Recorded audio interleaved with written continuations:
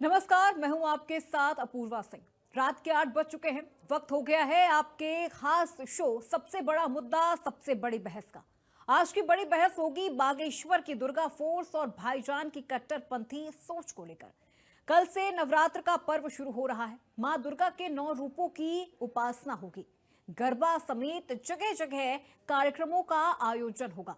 तो वहीं आपको बता दें कि इन आयोजनों के साथ एक विवाद जो अक्सर त्योहारों में गरमा जाता है वो है लव जिहाद। धर्म के गलियों में त्योहारों के मौसम में लव जिहाद को लेकर एक बार फिर घमासान छिड़ गई है।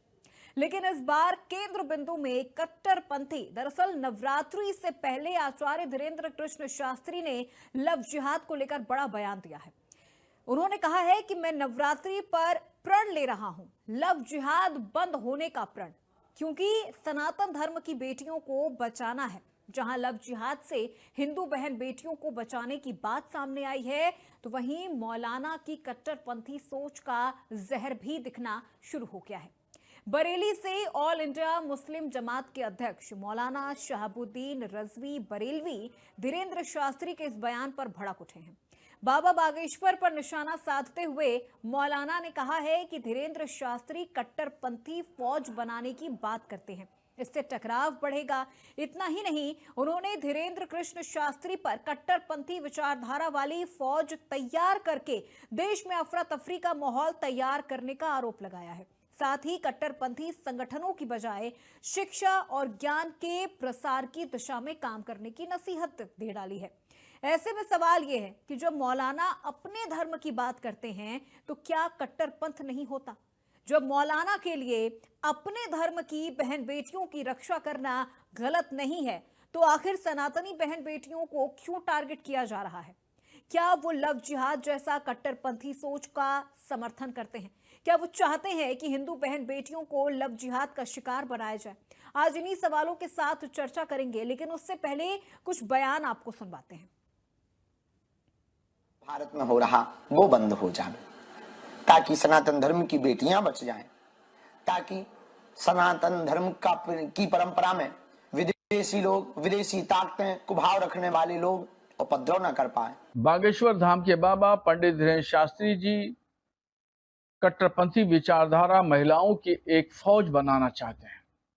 पहले से ही हमारा देश कई वजूहात से जूझ रहा है, कई मामलात में जूझ रहा है और निपटने की कोशिश कर रहा है। और अब दूसरी तरफ इस तरह की फौज होगी, तैयार होगी, तो जाहिर बात है कि समाज कमजोर होगा, समाज के ताने बाने बिखरेंगे और देश कमजोर।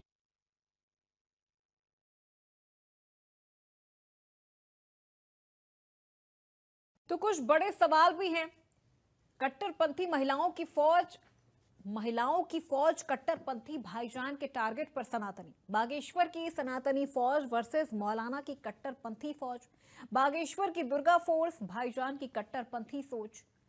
महिलाओं की राह सनातनी, मौलाना को क्यों लगे कट्टरपंथी? तो इन्हीं तमाम सवालों के साथ हम अपनी चर्चा की भी शुरुआत करेंगे। कुछ खास मेहमान भी हमारे साथ आज की इस चर्चा में हमारे साथ जुड़ेंगे, जिनसे हम जानने की कोशिश करेंगे कि अगर मौलाना साहब जो बयान दे रहे हैं, अगर अपने धर्म की बहन बेटियों की रक्षा करना कट्टरपंथी है, तो फिर वो ऐसा क्यों करते हैं? क्यों सनातनियों को इसकी आजादी नहीं दी जा रही है? क्यों, अगर बहन बेटियों को सुरक्षित रखना है, अगर उन्हें लव जिहाद से बचाना है, तो इससे भाईजान को क्यों इतनी मिर्ची लग रही है? महिलाओं की फौज कट्टरपंथी, भाईजान के टारगेट पर सनातनी, ऐसे तमाम सवाल खड़े हो रहे हैं।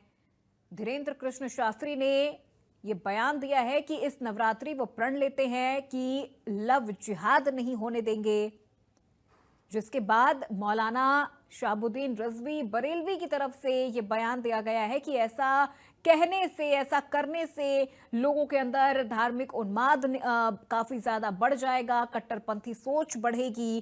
तो ये सवाल हमारा बरेलवी साहब से भी है कि जब वो और उनका समुदाय, उनके समाज के लोग जब अपने धर्म की, अपने घर की बहन बेटियों की रक्षा करते हैं, तब वो कट्टरपंथी नहीं होता। लेकिन अगर सनातनी ऐसा करने के बारे में सोचे या बोले, तो फिर वो कट्टरपंथी कैसे हो जाता है?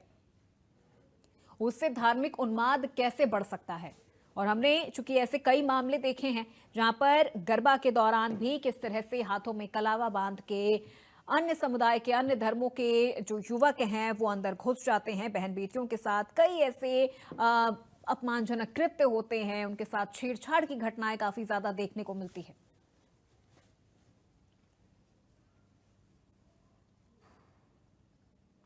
तो बाबा बागेश्वर की दुर्गा फोर्स और भाईजान की कट्टरपंथी सोच को लेकर ही आज हम चर्चा करेंगे, क्योंकि कल से नवरात्र का पर्व शुरू हो रहा है और गरबा समेत जगह जगह कार्यक्रमों का आयोजन भी होगा।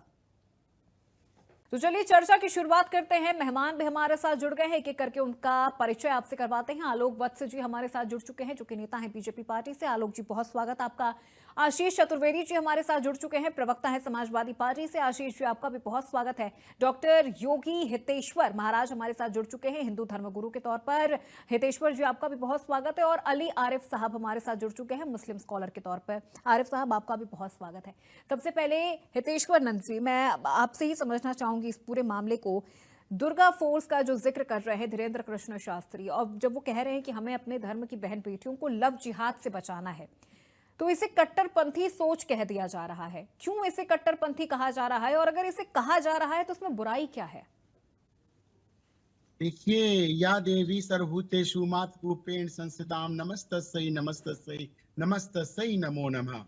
सर्वप्रथम ये कहना चाहता हूँ कि ये जो नवरात्रि के दिन आ रहे हैं, इसमें हम माँ दुर्गा की पूजा करते हैं, और अंतिम दिन जब नवमी होती है तो हम कन्या पूजन करके हम बताते हैं कि हमारी सनातन संस्कृति कितनी श्रद्धा और भक्ति से परिपूर्ण है।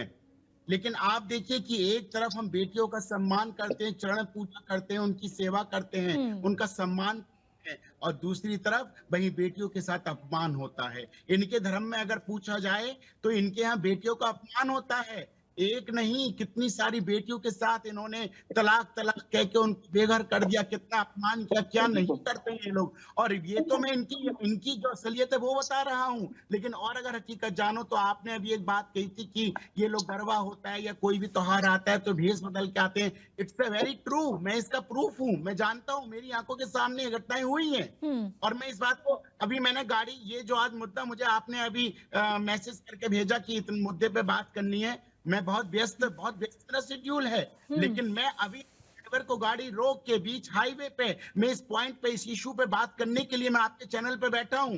वरना मैं आ रहा हूँ, मुझे अपने गंतव्य पे पहुंचना था 8 बजे, लेकिन मैं यही क्योंकि ये इशू बहुत महत्वपूर्ण है। और ये इन्हें ये बताना होगा कि इन जिहादियों को समझाना पड़ेगा कि आप अपने म्यान में रहिए, अपनी औकात में रहिए, हमारी बहन बेटियों के साथ खिलवाड़ ना करें। क्योंकि मैं आपको बताना चाहता हूं, जब करवा चौथ आता है तो इन्हीं के लोग मेहंदी लगाने बैठ जाते हैं मेरी आंखों के सामने।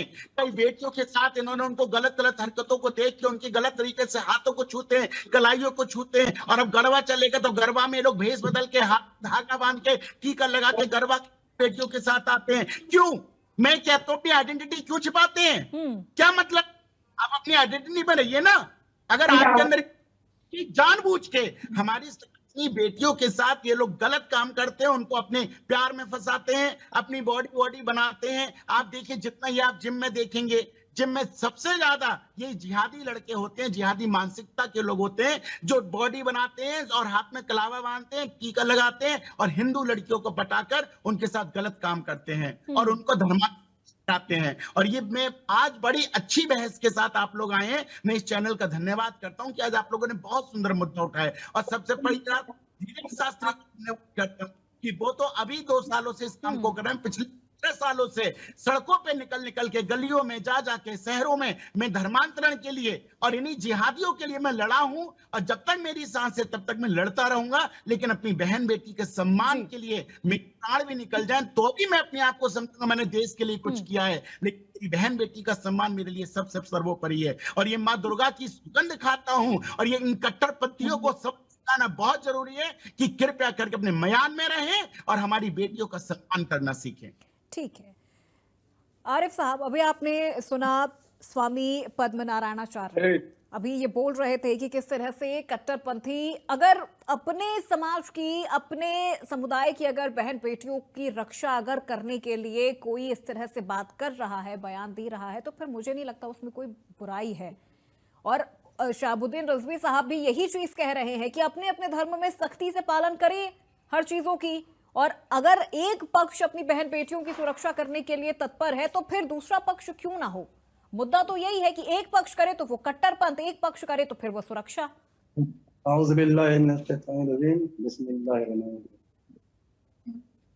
बर्बाद गुलिस्तां करने को एक ही उल्लू काफी है, हर शाख पे उल्लू बैठे हैं, अंजाम गुलिस्तां क्या होगा।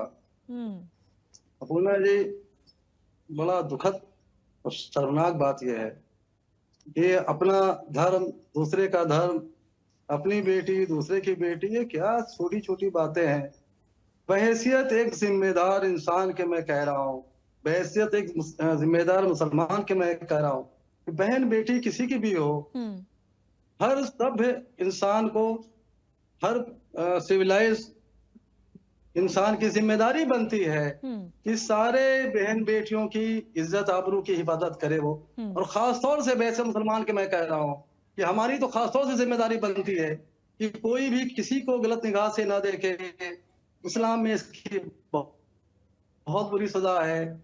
अगर कोई छिछोरे, कोई बदचलन लोग अगर इस तरह की हरकत कर रहे हैं, जो किसी भी समाज का हो, हिंदू समाज का हो, मुस्लिम समाज का हो, तो वो सजा का मुस्तहक है और बहुत ही सख्त सजा उसको मिलनी चाहिए। इसका ताल्लुक अपूर्णा जी, ये तुम्हारे करते हैं। भाई साहब सुनने की तकलीफ करिए प्लीज, मैं आपको सुन रहा था ना। जाते हैं, कभी गलत हरकत नहीं करेंगे। ये आप ही के इस्लाम धर्म के लोग, ये जो जिहादी मानसिक, मैं आपको भी नहीं कह रहा, मैं जिहादी मानसिकता के लोग, बेटी मैं का भी सम्मान करता हूं, मैं अपने धर्म की बेटी का भी सम्मान करता हूं, लेकिन जिहादी मानसिकता के लड़कों को आप क्या करेंगे? आप उन्हें रोकेंगे नहीं। अपूर्णा जी बोलने की इजाजत है? ठीक है आरिफ साहब, उन्होंने अपनी बात रख दी, ठीक है, अब आप जवाब दीजिए। उनका कहना है कि जिहादी मानसिकता वाले, वो सबको नहीं ये चीज कह रहे हैं, लेकिन वो कह रहे हैं कि जो कुछ हैं जिहादी मानसिकता वाले, उनको कैसे रोका जाए।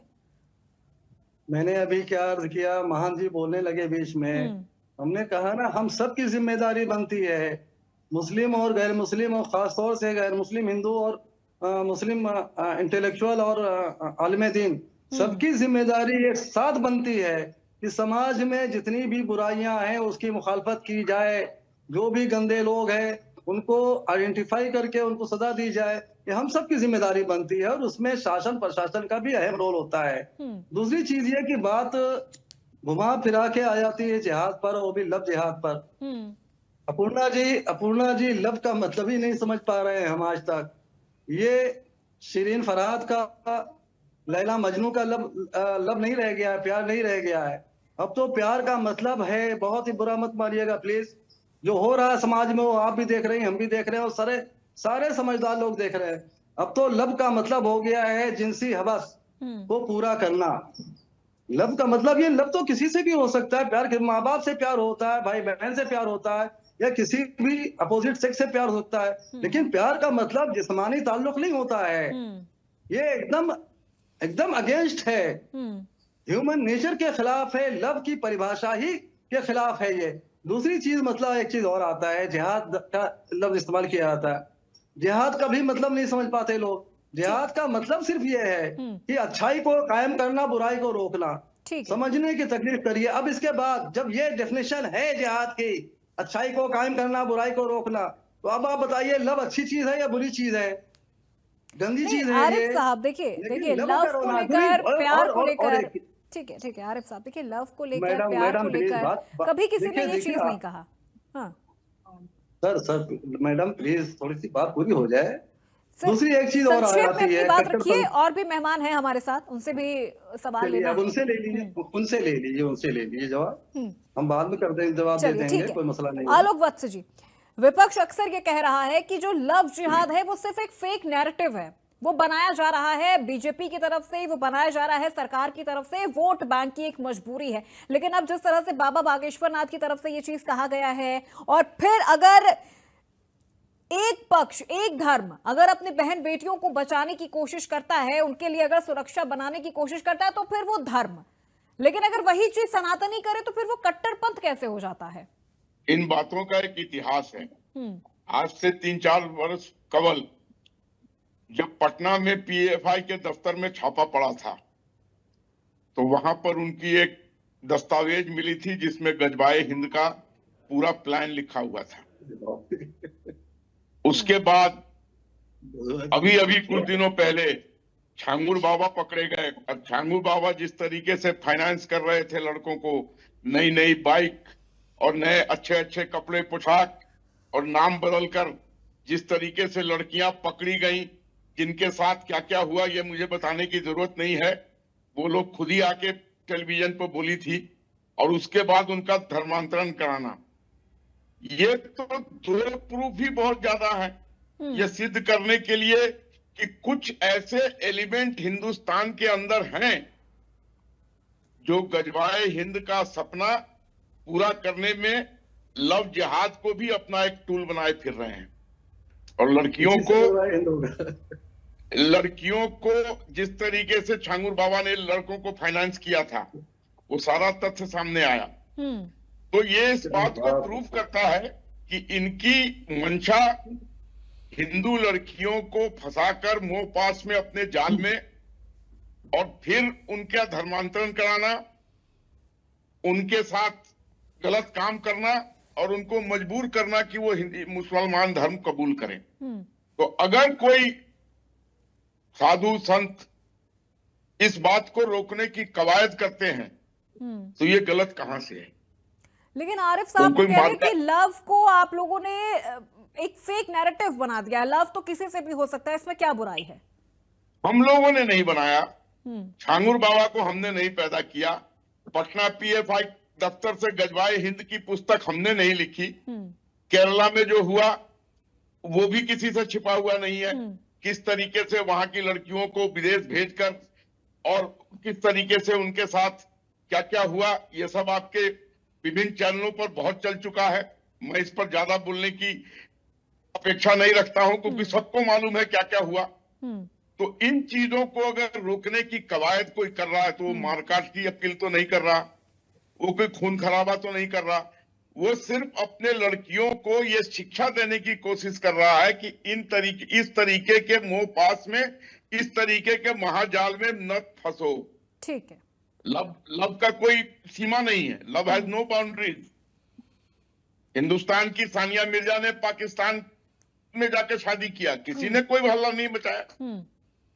उसके पूर्व बहुत बड़ी फिल्म अभिनेत्री, उनका नाम मैं भी भूल रहा हूं, उन्होंने भी जाके पाकिस्तान में शादी की। यह अलग बात है कि बाद में उनका तलाक हो गया, तो तलाक तो हिंदुस्तान में भी हो जाता है।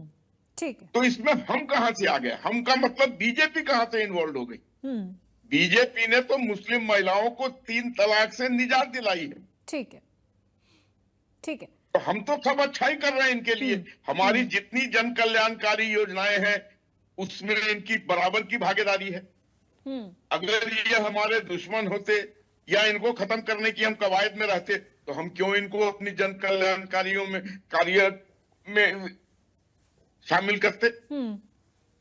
41% मकान मुस्लिम को मिला है, 37% शौचालय मुस्लिम लोगों को मिला है, राशन लगातार इनको मिल रहा है, 5 लाख की मेडिकल इंश्योरेंस सभी को प्राप्त है। उज्ज्वला गैस में इन्होंने 36% गैस के सिलेंडर लिए हैं। तो कहां से हम इनके साथ अन्याय कर रहे हैं? ठीक है आलोक जी, लौटूंगी आपके पास। आशीष चतुर्वेदी जी से भी उनका भी पक्ष जान लेते हैं इस पूरे विषय को लेकर। आशीष जी, जब मुस्लिम संगठनों के लिए अपनी बेटियों की रक्षा करना धर्म है तो फिर सनातन धर्म की बेटियों की रक्षा करना, उनकी सुरक्षा करना, उनको लव जिहाद जैसी चीजों से बचाना कट्टरपंथ कैसे कहला जाता है? देखिए, उसको कट्टरपंथ किसी को भी कहना इसलिए बोलना पड़ रहा है कि ये तो हर एक व्यक्ति का दायित्व है कि भाई महिलाओं के खिलाफ अपराध को रोका जाए, वो किसी भी किस्म का अपराध। अब आप ये कल्पना करिए कि जिस देश में हम रहते हैं वहां ऑफिशियल आंकड़ों के हिसाब से हर एक 8.5 से 8 मिनट में इस देश में एक बलात्कार होता है। यानी जितनी देर हम डिबेट करेंगे उतनी देर में भी 4 बलात्कार इस देश में हो जाएंगे। इससे अंदाजा लगाइए कि पूरे देश में महिलाओं के खिलाफ कितना अपराध है। अब सवाल ये आता है कि जब इतना अपराध महिलाओं के खिलाफ हो रहा है, यानी रेप हो रहे हैं इस देश में, ये ऑफिशियल आंकड़े हैं, अनऑफिशियली जो रिपोर्ट नहीं किए जाते होंगे वो इससे भी ज्यादा होंगे। तो अब आप कल्पना करिए कि एक आदमी है जो, अभी मैं इनको बोलना चाहिए था इस विषय पे, वो चले गए उस विषय पे। इससे पहले इन्होंने एक बयान दे दिया कि नेपाल जो है वो हिंदू राष्ट्र होना चाहिए। तो अरे भैया, सबको पता है नेपाल तो हिंदू राष्ट्र है ही, नेपाल तो ऑलरेडी हिंदू राष्ट्र है। अब उसको होना चाहिए, वो ये कहां से हो जाएगा? जो है वो तो ऑलरेडी है, लेकिन फिर भी वहां वो सब हो रहा है। तो व्यक्ति के बयान पे ना जाओ, उसकी मंशा पे जाओ कि वो किस लिए दे रहा है। सिर्फ बोलने के लिए बोल रहा है, या उसकी कोई ऐसी विचारधारा है कि वो किसी का उद्धार या उत्थान करना चाहता है, उसकी कोई मंशा है, या केवल बोलने के लिए बोल रहा है। तो ये वो बयान है जो केवल बोलने के लिए बोला गया है, इसका सच्चाई से कोई लेना देना नहीं, उसके प्रति कुछ करना नहीं है, उसके प्रति कुछ भी आप कार्य नहीं कर रहे हैं। अभी देखिए ना, अभी पंजाब में जो है बाढ़ आती है, इतने लोग बेघर हो रहे हैं, कितने लोग अपना सब कुछ जान माल गवा के बैठे हैं। क्या ऐसे ये धीरेन्द्र शास्त्री ने 1 रुपए की मदद करी वहां किसी के लिए? नहीं करी। तो आप जब जहां कर सकते थे किसी के लिए आप कुछ, वहां तो आप करते नहीं है, लेकिन आप बयान ऐसे देते हैं कि आप चर्चा में बने रहें। तो उसका मकसद केवल एक चर्चा में बने रहना है, उसका मकसद वाकई में किसी का भला करना बिल्कुल भी नहीं। क्योंकि अगर आपकी मंशा होती तो आप कुछ तो मदद करते। उत्तराखंड में भी त्रासदी आई, वहां कुछ तो मदद करते, कुछ तो करते, किसी के लिए जाते, कुछ करते, लेकिन नहीं किया। तो इससे पता चलता है कि ऐसे बहुत से लोग हैं, यही नहीं है, ऐसे बहुत से लोग हैं जो केवल बोलने के लिए बोलते हैं। उनकी मंशा जो है वो ये नहीं होती कि हाँ ये जन कल्याण हो या किसी की सुरक्षा हो, उससे उनका वास्ता नहीं होता है। केवल अपने आप को प्रचारित करने के लिए ऐसे बयान आजकल बहुत दिए जाते हैं। बहुत कई लोगों में, हिंदुओं में होंगे, मुसलमानों में होंगे, अन्य लोगों में भी होंगे, वो ऐसे केवल चर्चा में आने के लिए। नेताओं को आप सुनते हैं कि बहुत अजीबोगरीब बयान देते रहते हैं बेसिर पैर के, वो केवल मकसद ये चर्चाओं में होता बने है रहने के लिए बाबा बागेश्वर इस तरह के बयान दे रहे हैं। स्वामी जी, सिर्फ चर्चाओं में बने रहने के लिए बाबा बागेश्वर इस तरह के बयान दे रहे हैं। और सिर्फ बाबा बागेश्वर ही नहीं, आशीष जी का कहना है कि ऐसे बहुत सारे हैं। हम यहाँ पर शहाबुद्दीन रजवी साहब को भी हम यहाँ पर रखते हैं, वो भी इस तरह के बयानबाजी खूब करते हैं कि वो चर्चाओं में बने रहें, मीडिया में बने रहें। अभी आशीष जी ने कहा कि इतनी त्रासदी हुई, प्राकृतिक आपदा आई, लेकिन बाबा बागेश्वर ने वहां पर 1 रुपए की मदद नहीं की। लेकिन जब इस तरह के बयान देने की बात आती है तो वो सबसे पहले आगे हो जाते हैं। देखिए पूर्वा जी, मैं एक बात बताऊंगा। मैंने आशीष चतुर्वेदी को बहुत ध्यान से सुना था, और एक बात बोलना चाहता हूँ। आप पहली बात तो आप किसी के पीछे जा नहीं रहे, ना देख रहे हैं किसने क्या किया क्या नहीं किया। अब अगर ये बात सुन ले तो मैं तो खुद धराली में खुद जाके दान कर कर आया था। अब मैं उसको प्रचार तो कर नहीं सकता भैया, फेसबुक पे डालूं, यूट्यूब पे डालूं, या ये मैंने ये किया है, वो उन्होंने किया होगा, नहीं भी किया होगा, तो वो उनकी मंशा है। लेकिन अभी जो डिबेट हो रही है, हम उस डिबेट के विषय से हटके कहीं और जा रहे हैं। हम बलात्कार के रेशो पे आ गए, हम बेटी के इस पे आ गए, हम उस रेशो पर नहीं है। जो हमारी डिबेट चल रही है, डिबेट का जो इश्यू है वो ये है कि बेटियों के साथ जो छल कपट किया जा रहा है, जो गलत तरीके से सनातनी बेटियों को शिकार बनाया जा रहा है, डिबेट इस विषय पे हो रही है। तो उन्हें इस विषय पे बोलना चाहिए ना, कि उन्होंने क्या किया, इन्होंने क्या किया, वो क्या करते हैं, ये क्या करते हैं। सिर्फ यही गिनाने बैठने हैं, ये नहीं गिनाना है। ये बताना है कि हमारे बेटी केरल में, उस बेटी के साथ क्या हुआ था जिसके ऊपर एक केरल फाइल जैसी पिक्चर बनी थी। उस बेटी ने कितना दर्द सहा होगा।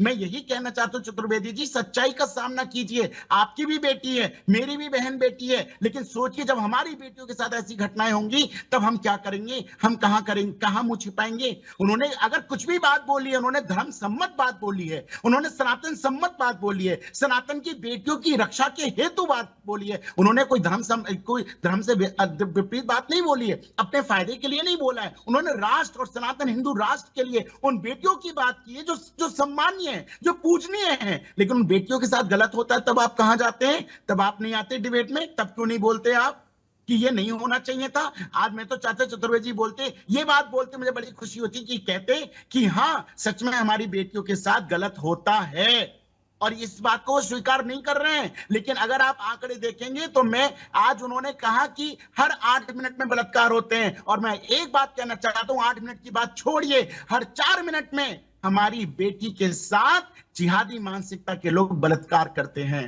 हर 4 मिनट में, मैं 4 मिनट के आंकड़े की अगर बात करूं तो 4 मिनट में एक नहीं 40 बेटियों के साथ गलत काम होता है।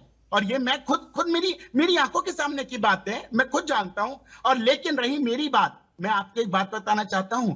रही अभी बेटियों की हम बात अगर करें तो मैं भी कल ऋषिकेश में था, तो आप देखिए तो हम रात्रि का भोजन प्रसादी करके वॉक करने निकले थे, तो एक मुस्लिम व्यक्ति को मैंने देखा कि वो बस स्टैंड पे वेट कर रही थी किसी का कि कोई उसे लेने आए। उसने फोन किया किसी को, तो हमने देखा कि रात्रि का समय वो अकेली है, तो मैं और मेरे साथ के लोग खड़े हो गए उसके लिए। मैंने कहा बेटा तुम चिंता मत करो, जब तक तुम्हारे कोई नहीं आएगा हम तुम्हारे साथ खड़े रहेंगे। क्या ये काम मुस्लिम लड़के करते? नहीं करते।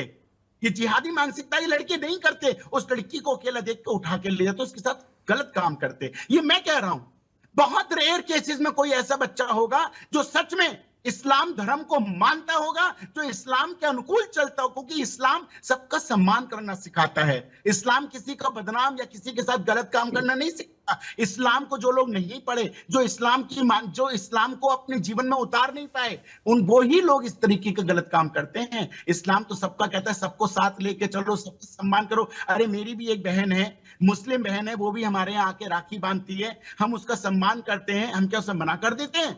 हम चाहते हैं सब एक साथ रहें। लेकिन वो कौन लोग जो हमारी बेटियों के साथ गलत तरीके से हाथ में कलावा बांध के तिलक लगा के हमारी बेटियों के साथ गलत काम करते हैं, वो कौन लोग हैं? उनको सुनिश्चित करना आरिफ पड़ेगा। साहब, क्योंकि ऐसे कई मामले हमने देखे हैं, ऐसे कई मामले सामने आए हैं। अभी जैसा नवरात्र कल से शुरू होगा, गरबा का आयोजन होता है, जगह जगह पंडाल बनते हैं, लेकिन वहां पर भी इस तरह से कलावा बांध के छलावा होता है।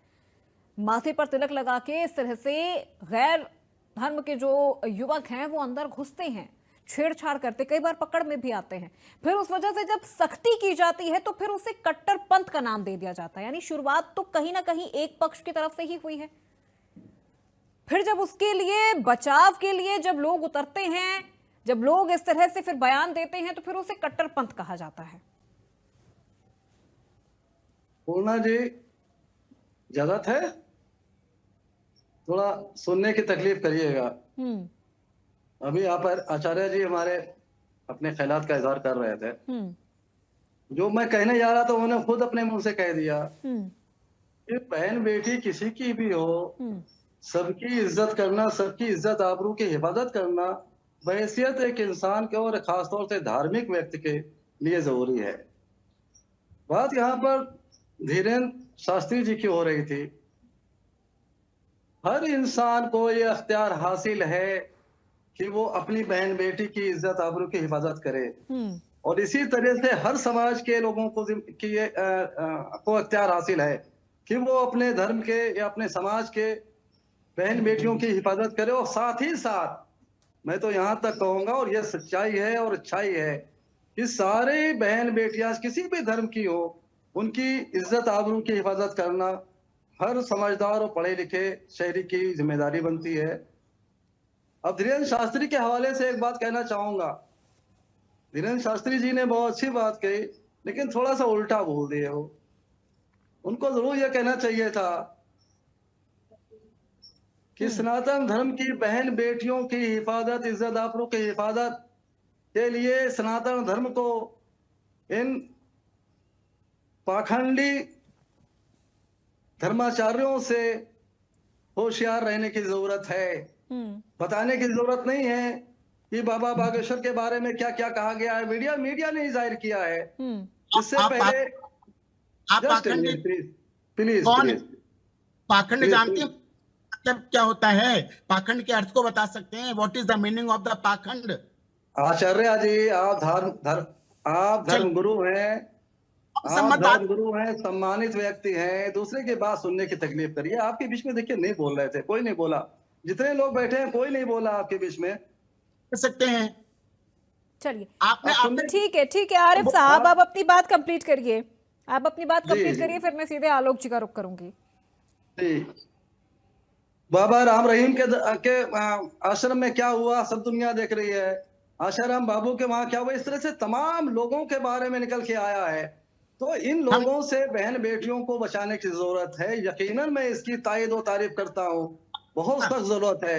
दूसरी चीज ये अब आप सुनिएगा भाई साहब, आप आचार्य होकर के इस तरह से बोल रहे हैं क्या भाई साहब? आप भी आचार्य हैं, अपने अपने अपने उसका लिहाज करिए। आप एक सम्मानित व्यक्ति हैं, धर्मगुरु हैं।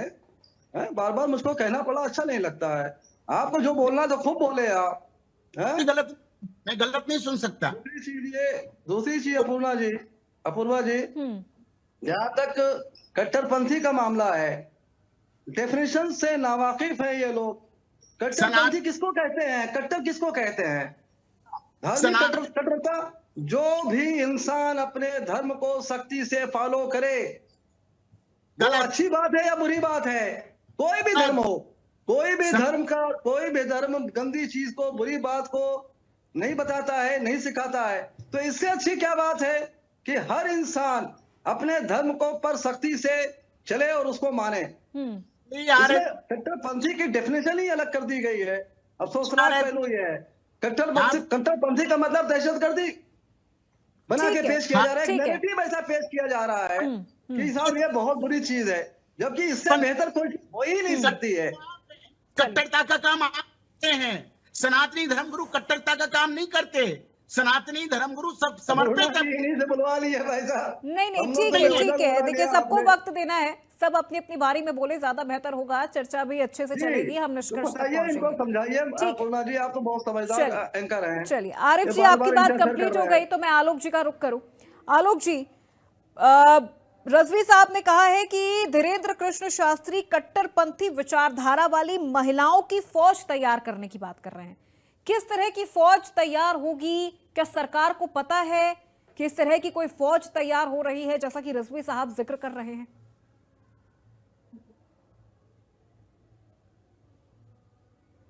आलोक जी, आप अपना माइक अनम्यूट कर लीजिए। अपूर्वा जी, मेरे जहन में तो अभी तक कोई ऐसी बात नहीं आई है कि कोई कट्टरपंथी फौज बन रही है। अब रही बात जालिम लोगों की, तो रिजी साहब ने जो कहा है उसकी पुष्टि हुई है कि हिंदू धर्मगुरु में भी बहुत से ऐसे लोग पाए गए हैं जो अनैतिक काम करते पकड़े गए हैं, और ऐसे बहुत से मौलवी भी पकड़े गए हैं मदरसों में और अन्य जगहों पर, जिन्होंने मुस्लिम बेटियों के साथ अनैतिक काम किया। अतीक अहमद नाम का एक दहशतगर्द था, जिसके भाई, उसका नाम मैं भूल रहा हूं, वो अक्सर मदरसों से लड़कियों को उठा के ले जाता था और दिन भर उनको नोच कर शाम को वहां पटक देता था। ये जालिम लोग हर धर्म में हैं। ऐसा कहना कि हिंदू धर्म में नहीं है, ये गलत होगा। लेकिन मुस्लिम वर्ग समुदाय में एक ऐसा वर्ग है जो गजबाए हिंद का सपना देख रहा है। उसका मकसद है हिंदू लड़कियों को किसी तरीके से मोह पाश में फंसाकर और धर्मांतरण कराकर मुसलमान की आबादी को बढ़ाना। उसको रोकने के लिए इन्होंने एक शब्द भी नहीं कहा। और स्टैटिस्टिक्स इस बात को प्रूव करता है कि अगर 10 दहशतगर्द पकड़े जाते हैं तो उसमें से 8 या 9 मुस्लिम समुदाय के होते हैं। कौन पैदा कर रहा है उनको? इस बात की भी तहकीकात होनी चाहिए, और आरिफ साहब को उस पर भी अपना दृष्टिकोण डालना चाहिए कि कौन है ये लोग, कौन था ये छांगुर बाबा, क्या कर रहा था, ये कैसी हिदायत दे रहा था, कैसी सीख दे रहा था, कैसी फौज चला रहा था। उस पर वो बिल्कुल शांत हो गए। अरे कट्टरपंथी होइए, 5 टाइम का नमाज पढ़िए। हिंदू धर्म में भी अगर आप पूरा अनुष्ठान और पूरा भगवत गीता और रामायण दिन भर पढ़ते हैं तो कोई हर्ज नहीं है, आपको कट्टरपंथी कोई नहीं कहेगा। लेकिन मुसलमान धर्म में झूठ बोलना अपराध है, शराब पीना अपराध है, सिगरेट पीना अपराध है। कितने लोग इसका पालन कर रहे हैं? अगर वो सही माने में मुस्लिम है तो इन चीजों से दूर क्यों नहीं होते हैं?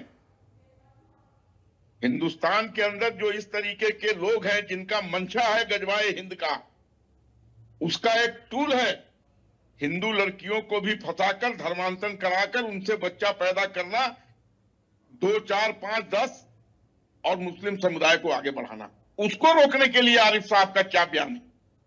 मैं मानता हूं कि हिंदू धर्म गुरु में भी जालिम लोग हैं, और इसकी पुष्टि आपके जैसे टेलीविजन ने की है। आज वो जेल के सलाखों के पीछे हैं।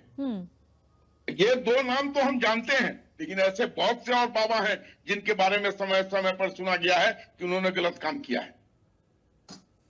मुसलमान में भी ऐसे लोग हैं, मौलवी लोगों के बारे में एक से एक बातें आई हैं बाहर में। ठीक है। तो ये तो अपनी तृष्णा को तृप्त करने के लिए ऐसा काम कर रहे थे, लेकिन जो लोग उसको धर्मांतरण का रूप देके काम को कर रहे हैं वो डेंजरस लोग हैं। चलिए ठीक है। मान लीजिए कोई आदमी अपने ठीक है। मान लीजिए कोई आदमी अपनी सेक्स की को पूर्ति करने के लिए किसी का बलात्कार कर दिया, और किसी आदमी ने फंसाकर उसको धर्मांतरण की तरफ ले गया। इस दोनों में बहुत बड़ा फर्क है। उसका मंशा क्या है, धर्मांतरण करा कौन रहा है, उसको फाइनेंस कौन कर रहा है कि इस तरीके से वो अपने को पेश करे लड़कियों के सामने कि वो बहुत धनाढ्य आदमी है, वो बहुत अच्छे घर का है, उसके पास सारी सुविधाएं हैं। भोली भाली लड़कियां उसके मोह पास में फंस जाती हैं। उनको फाइनेंस कौन कर रहा है? चलिए ठीक है आलोक जी, मैं लौटूंगी आपके पास। ध्यान देने की जरूरत है। इस पर आशीष चतुर्वेदी जी, लव जिहाद को लेकर एक लंबी लड़ाई हम बहुत लंबे वक्त से देख रहे हैं। इसको लेकर एक अलग अलग तरह की डेफिनेशन हम हर बार सुनने को और हमें हर बार देखने को मिलता है। क्या वाकई आपको लगता है कि लव जिहाद को लेकर अब लव जिहाद को एक राजनीतिक एजेंडा बना दिया गया है, या फिर एक फेक नैरेटिव के तौर पर इसे फैलाया जा रहा है? जैसा कि अभी आलोक वत्स जी कह रहे थे कि ये कोई फेक नैरेटिव नहीं है, ये चीजें होती हैं, ये चीजें होती आई हैं, इसके साक्ष्य हैं, इसके सबूत हैं, इसके गवाह है कि ऐसी चीजें हुई हैं। फिर इसे कैसे फेक नैरेटिव हम कह सकते हैं? ये ऐसी चीजें होती हैं, ये तो हम सबने देखा है। और झांगुर बाबा जो अभी हाल फिलहाल में पकड़े गए, वो एक उसका साक्ष्य है। लेकिन उसको आप दो चीजें हैं उसमें। पहले तो ये देखिए कि झांगुर बाबा जो है वो 7 साल से करीब 8 साल से अपना ये जो रैकेट था वो चला रहे थे। बाहर से फंडिंग हो रही थी उनको, और वो 8 साल से हो रही थी। तो अब सवाल तो यहाँ ये खड़ा होता है कि जब प्रशासन और सरकार, चाहे प्रदेश की हो या देश की हो, 8 साल से विदेश से फंडिंग होती है, सरकारी जमीन पे कब्जा हो जाता है। जो झांगुर बाबा का जो मकान बना हुआ था वो सरकारी जमीन पे बना हुआ था और 8 साल से बना हुआ था। किसी एडीएम एसडीएम को खबर ही नहीं हुई कि जो सरकारी जमीन है उस पर कब्जा हो गया और वो चल रहा है। तो कहीं ना कहीं लापरवाही, यहाँ सरकार ये तो बोल रही है कि ऐसा हो रहा है, लेकिन इसको रोकने की जिम्मेदारी किसकी है? वो तो आप ही की है ना, जो सरकार में बैठा है उसी की है। जो लोग ऐसा गलत कर रहे हैं, चाहे किसी भी धर्म में हो, जो गलत कर रहे हैं उनके खिलाफ कार्रवाई करिए।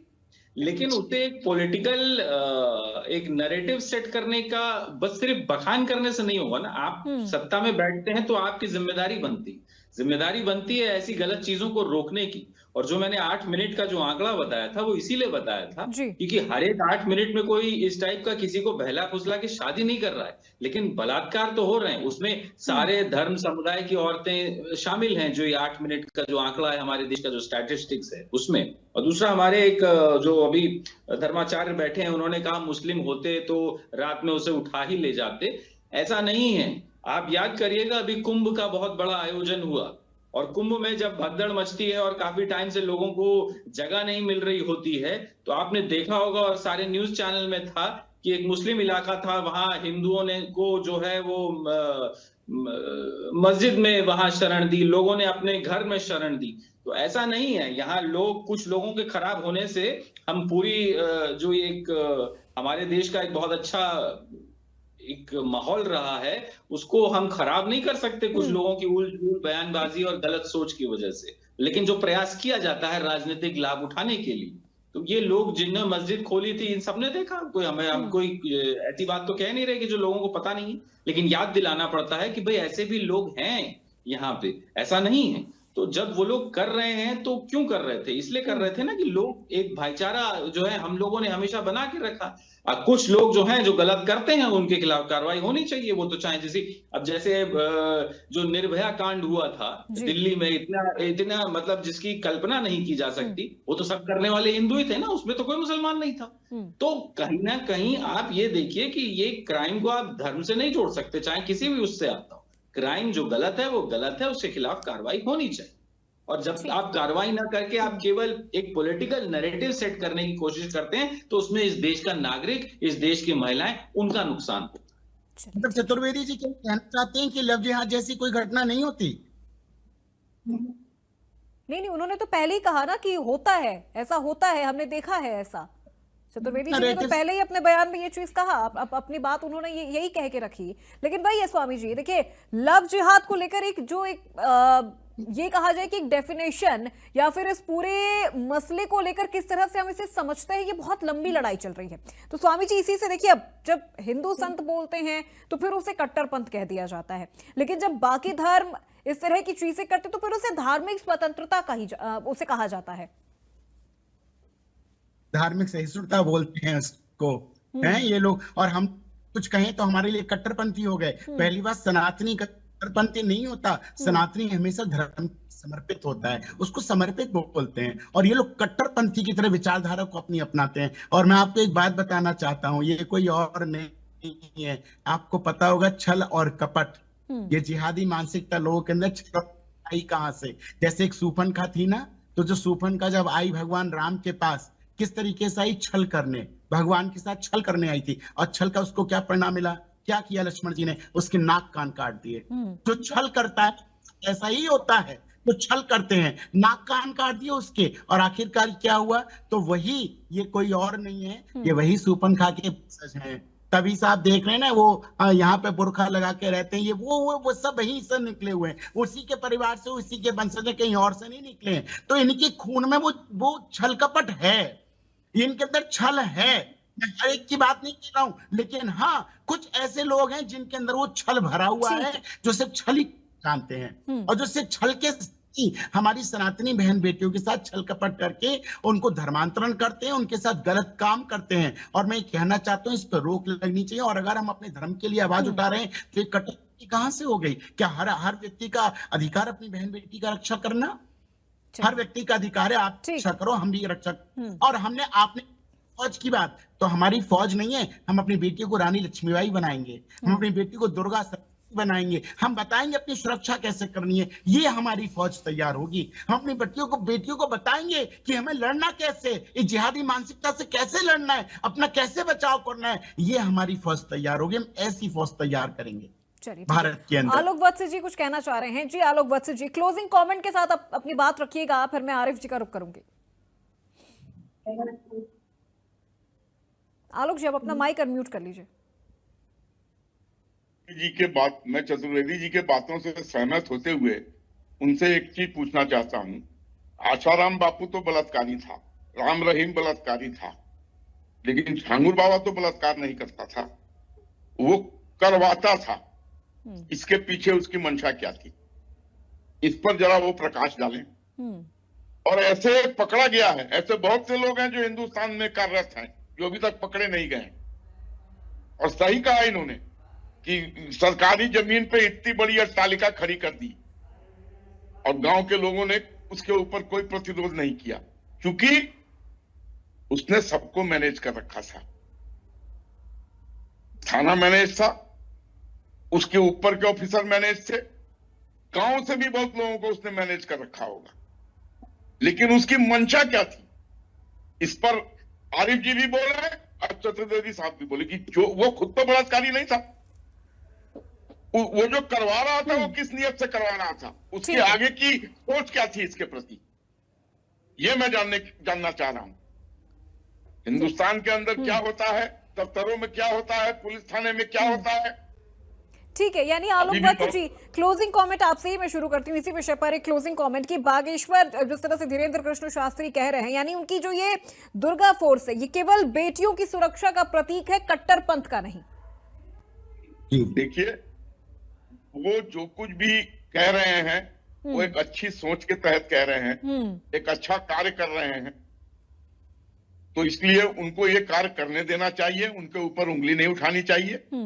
वो समाज की बेटियों को अगर शिक्षित करने की कवायद कर रहे हैं कि ऐसे लोगों से बच के रहना, तो यही तो समाज में अभी जरूरत है कि हम अपने लड़कियों को शिक्षित करें, उनको मानसिक तौर पर ये बताने की कोशिश करें कि ऐसे माया जाल में मत फंसना कि तुम्हारी जिंदगी बर्बाद कर देंगे। ठीक है, डर लगता है ठीक है। अपूर्वा जी अपने बच्चों को किसी मेले में और कहीं भेजने में आज के डेट में। ठीक है, और ये मोबाइल का युग है, कौन किससे कब कनेक्ट कैसे हो गया पता भी नहीं लगता है, और मामला बहुत दूर तक चला जाता है। चलिए ठीक है आलोक बत्सु जी। तो अगर आरिफ कोई जी, ऐसी कवायद कर रहा है उनको शिक्षित करने का, तो उसको तो शाबाशी देनी चाहिए। ठीक है आरिफ जी, और भी लोग आपसे क्लोजिंग समाज में। कमेंट कि धर्म के नाम पर बेटियों की सुरक्षा न करना असल में सबसे बड़ा खतरा है, कि सिर्फ उसे धर्म का नाम दे दिया जाए और फिर बेटियों की सुरक्षा को हम भूल जाएं। पूर्णा जी, महोदय ने अपने सवाल में ही जवाब भी दे दिया है।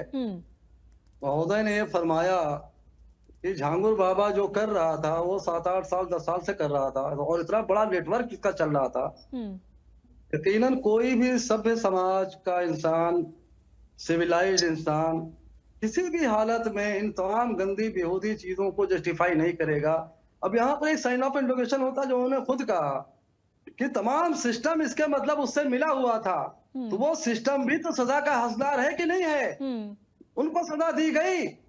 अभी खुद महोदय ने फरमाया कि वो दरोगा भी और चौकी इंचार्ज भी और एसडीएम भी और ये भी वो भी, सारा पूरा सिस्टम उससे मिला हुआ था, तभी तो उसका ये साम्राज्य चल रहा था। उस सिस्टम को क्यों नहीं पनिश किया गया? किससे ये सवाल होगा? उसी से तो ये सवाल होगा जो हुकूमत में है। क्या न्यायिक से आप सवाल करोगे? द्विवेदी जी और त्रिवेदी जी से ये सवाल करोगे आप? महोदय से पूछिए, वो रूलिंग पार्टी के हैं, क्यों नहीं उनको पनिश किया गया?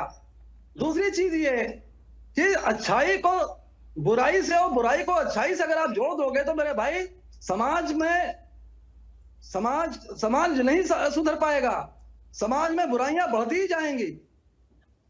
कुंभ मेले में इतना बड़ा हादसा हुआ, यही धीरेन्द्र शास्त्री वहां पर क्या कहते हैं, जो लोग बेचारे मर गए, जिनके परिवार लुट गया, तबाह हो गया, बहनों की, बेटियों की, माओ की चीखें गूंजती नहीं फिजा में।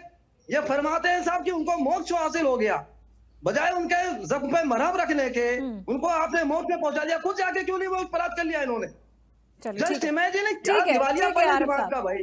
दूसरी चीज ये, Ashish Chaturvedi sir, closing comment ले रही हूँ सर, क्लोजिंग कमेंट ले रही हूँ, वक्त की भी कमी है सर। ठीक है सर, फाइनल कमेंट ले रही हूँ। आशीष चतुर्वेदी जी, इस पूरे विषय पर आपका फाइनल कमेंट।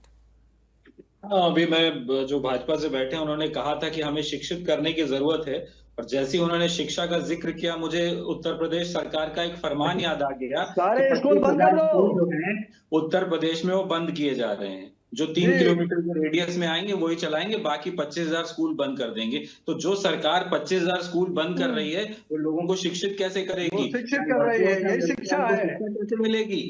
वो शिक्षित ही नहीं हो पाएंगे। आप यहाँ टीवी पे बात कर रहे हैं शिक्षा की और स्कूल तो बंद कर दे रहे हैं आप, तो शिक्षा कैसे मिलेगी लोगों को? अपने अधिकारों को, अपने उन चीजों को कैसे जानेंगे, कैसे लड़ेंगे लोग? क्योंकि अशिक्षित रह जाएंगे। ठीक है स्वामी जी, इस विषय पर क्लोजिंग कमेंट आपका क्या रहेगा फाइनल? देखिए, अभी बोला था चतुर्वेदी ने कि स्कूल बंद किए, तो सरकारी स्कूल तो खुले हैं ना, उनको कोई बंद कर दिया सरकार ने? वहां भी तो सरकारी स्कूल ही तो बंद किए गए हैं जनाब। प्राइवेट स्कूल सरकारी स्कूल ही बंद किए गए हैं, प्राइमरी पाठशालाएं बंद कर दी गई। कहाँ है आप? बड़ी हैरत होती है, क्या क्या ना कुछ जानते हैं ना समझते हैं। जो भी ठीक है सर, एक मिनट बता दीजिएगा कि नेपाल हिंदू राष्ट्र है, हिंदू राष्ट्र बनाओ, ये यही प्रॉब्लम होती है। अगर स्कूल गए होते तो ऐसी बातें ना करते। मर्ज किया गया है कुछ स्कूलों को अच्छी व्यवस्था के लिए, ये हुआ है। स्कूल बंद जो हुए हैं वो मर्ज किए गए हैं दूसरे स्कूलों के साथ, क्या भाई क्योंकि वहाँ अच्छी व्यवस्था हो सकती है। चलिए ठीक है, ऐसा मत कहिए, ऑन रिकॉर्ड है ये। पढ़ लिख के ही बैठे हैं, बिना पढ़े लिखे नहीं बैठे हैं। अनपढ़ कमांड शास्त्री को बता दीजिएगा कि नेपाल जो है हिंदू राष्ट्र बहुत सालों से है, हम भी वो जानते बेचारे हैं। परेशान हैं, उनको ठीक पता ही नहीं है, है। चलिए ठीक है। आप उन्हें बता सभी दीजिएगा सभी कौन मेहमानों का बहुत शुक्रिया हमारे साथ इस चर्चा में जुड़ने के लिए और इस विषय पर हमारे साथ चर्चा करने के लिए। तो आज हमने इस चर्चा में देखा कि किस तरह से सनातन धर्म और कानून दोनों बहन बेटियों की सुरक्षा के लिए खड़ा है, लेकिन सवाल वही है, मुद्दा वही है कि जब मुस्लिम समुदाय बहन बेटियों की रक्षा की बात करता है तब उसे धार्मिक स्वतंत्रता, उसे धर्म कहा जाता है, लेकिन वही जब सनातन बहन बेटियों की सुरक्षा की बात आती है तो फिर उसे कट्टरपंथ क्यों कह दिया जाता है। अब आने वाला वक्त दिखाएगा कि किस तरह से ये पूरा नवरात्रि का जो ये पर्व है, बाबा बागेश्वर ने जो अपना बयान दिया है उस पर वो किस तरह से अमल करते हैं पूरे 9 दिनों में। तो मेरे साथ इस चर्चा में जुड़ने के लिए बहुत शुक्रिया सभी मेहमानों का। फिलहाल मुझे दीजिए इजाजत, नमस्कार।